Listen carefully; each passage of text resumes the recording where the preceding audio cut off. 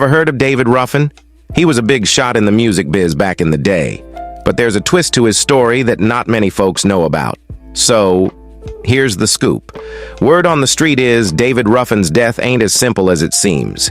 You see, there's this rumor going around that something fishy went down. Like, people say there's more to it than meets the eye. Here's the kicker. Some say there was foul play involved. Yup, you heard it right. It's like something out of a mystery novel. But wait, it gets even more interesting. There are whispers that maybe, just maybe, David Ruffin knew too much. Like maybe he stumbled upon some juicy secrets that someone didn't want him to spill. And that's where it gets real juicy, my friend. 'Cause now folks are wondering, what really happened to David Ruffin? Was it just an accident, or is there more to the story? So buckle up, 'cause we're diving deep into the mystery of David Ruffin's death. And trust me, you won't want to miss this wild ride. Now, David Ruffin was a big deal in the music world back in the day. He was the lead singer of a famous group called the Temptations. You might have heard of them.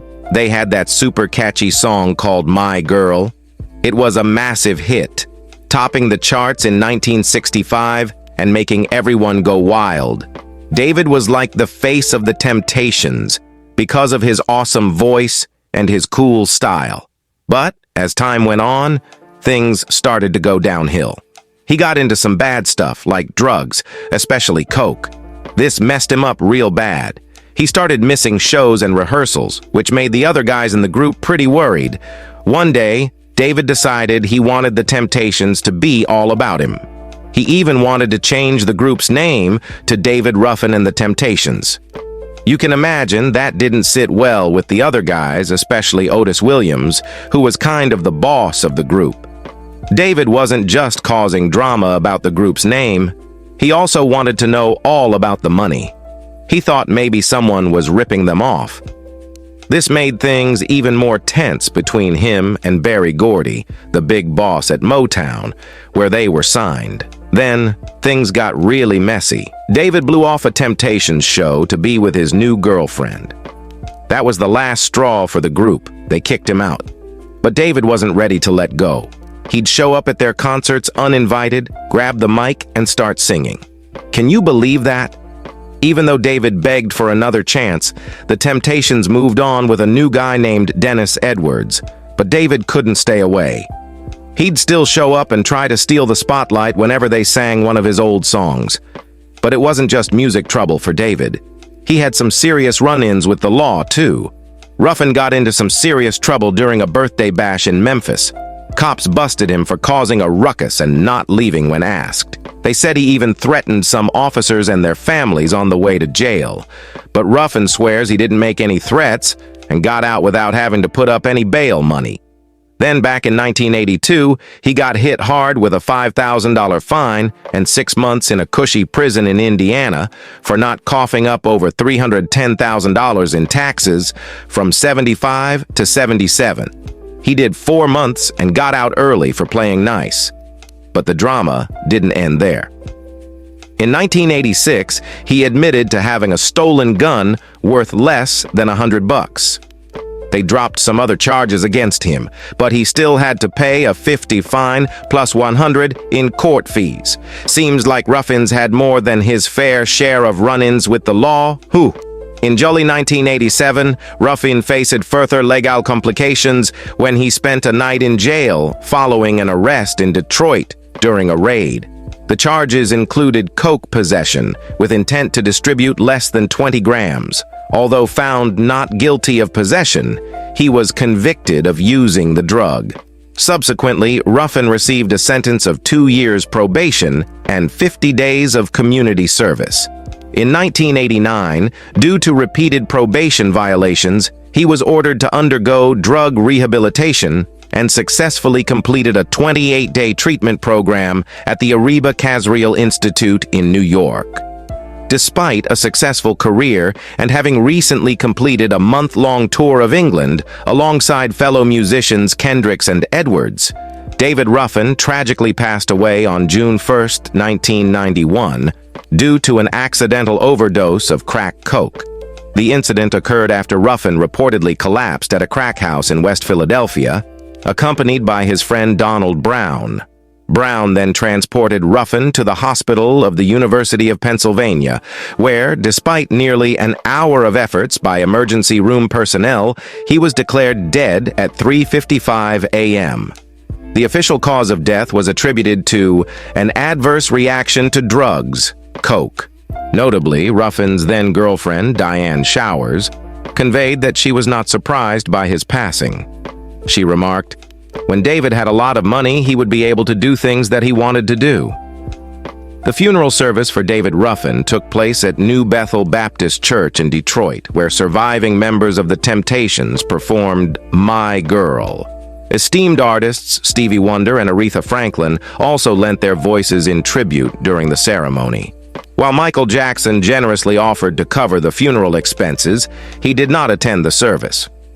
Floral arrangements were sent by prominent figures such as Rod Stewart, Daryl Hall and John Oates, Diana Ross, the Spinners, and Martha Reeves and the Vandellas. David Ruffin's final resting place is in Section 3 at Woodlawn Cemetery in Detroit. Despite the unfortunate circumstances surrounding his passing, it is essential to recognize and celebrate the multifaceted life of David Ruffin, acknowledging that he was more than the challenges posed by addiction. Born on January 18, 1941, David Ruffin entered the world as Davis Eli Ruffin in the rural unincorporated community of Wynot, Mississippi, located 15 miles from Meridian, Mississippi. He was the third son of Elias Eli Ruffin, a Baptist minister, and Ophelia Ruffin. Alongside his siblings Quincy B. Ruffin, Rita Mae Ruffin, and Jimmy Lee Ruffin, David's family also included another sister, Rosine, who sadly passed away in infancy. Both of Ruffin's parents were Mississippi natives, with Eli working as a truck driver at various lumber mills and Ophelia engaged in home-based work. Eli's family had relocated from Alabama to Mississippi following the challenging circumstances post the American Civil War. Prior to their time in Alabama, David Ruffin's great-grandparents, John and Clara Ruffin, had moved from Bertie County, North Carolina. Notably, John Ruffin had served as a Civil War veteran, contributing to the 14th United States Colored Heavy Artillery Regiment. Ruffin's upbringing was marked by the strict and occasionally violent discipline of his father. Tragically, his mother passed away due to childbirth complications 10 months after his birth in 1941. Following this loss, his father remarried Erline, a school teacher, in 1942. He grew up singing with his family in a gospel group. They toured around, opening for big shots like Mahalia Jackson. Ruffin was a real talent, singing in church choirs and winning talent shows. When he was just 14, he left home to try to become a preacher. He went to Memphis, then Hot Springs, Arkansas, trying different things like singing and even working with horses. But he kept getting drawn to music. He met some famous musicians and started singing with them. He even got a chance to sing with the Soul Stirrers. But Ruffin wanted to be like his idols, Sam Cooke and Jackie Wilson, so he headed to Detroit. In Detroit, Ruffin started recording his own songs under the name Little David Bush. He got hooked up with Berry Gordy Jr., who was starting his own record label. Ruffin helped build Gordy's recording studio and even lived with his family. He worked with Marvin Gaye and recorded some songs, but he wasn't hitting the big time yet. He joined a group called the Voice Masters, singing and playing drums. They put out a few records, but nothing really took off. Then, Ruffin's brother Jimmy told him about a group called the Temptations, who needed a new singer. Ruffin auditioned and blew them away. In 1964, he officially joined the Temptations, taking over from another member. Ruffin joined a band called the Temptations.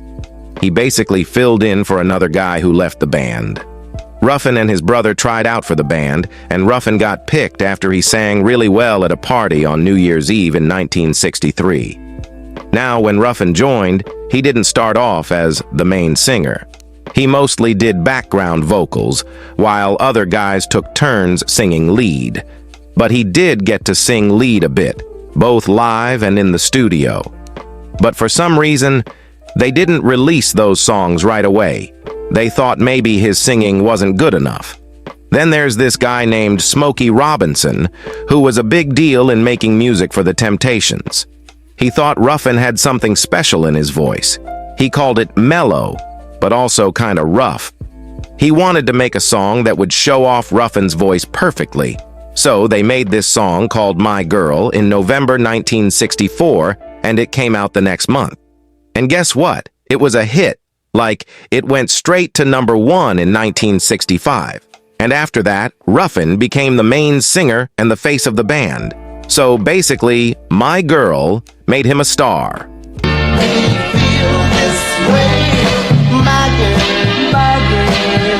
The subsequent releases following My Girl featured a string of highly successful singles, many of which were led by Ruffin.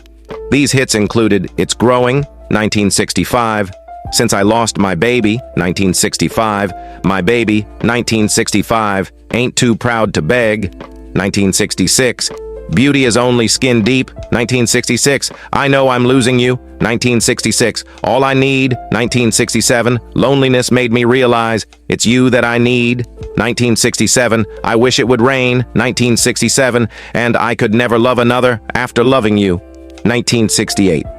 Additionally, Ruffin shared lead vocals with Eddie Kendricks on the 1967 hit single You're My Everything.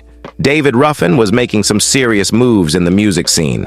I mean, he started out with Motown in 1977, but then switched over to Warner Brothers Records, dropping albums like So Soon We Change and Gentleman Ruffin. Later on, he teamed up with his old buddy Eddie Kendricks from The Temptations and signed with RCA Records. They even got back together with The Temptations for a bit, recording an album called Reunion and hitting the road. Things seemed cool, especially with their hit Standing on the Top, featuring Rick James. But trouble was brewing because David had some serious issues with coke. He kept missing shows, racking up fines, and eventually got the boot from The Temptations, not once, but twice. But hey, David and Eddie didn't let that stop them.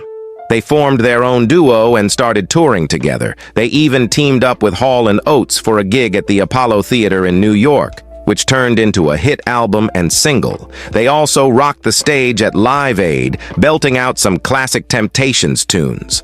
After getting inducted into the Rock and Roll Hall of Fame with the Temptations, David, Eddie, and Dennis Edwards teamed up as Ruffin, Kendrick, Edwards, former leads of the Temptations. They hit up England for a K-Air tour, making bank along the way. Now, David had some serious fans in the music biz. Martha Reeves, Marvin Gaye, Daryl Hall, and even Rod Stewart couldn't get enough of his voice. They all said his singing was something else, hitting you right in the feels. So yeah, David Ruffin may have had his ups and downs, but his voice? Legendary. He had this album called Gentleman Ruffin, and its cover was so cool that even a rapper named Wiz Khalifa got inspired by it for his own album cover. David Ruffin was really good at singing. He was so good that he got into 2 different music halls of fame.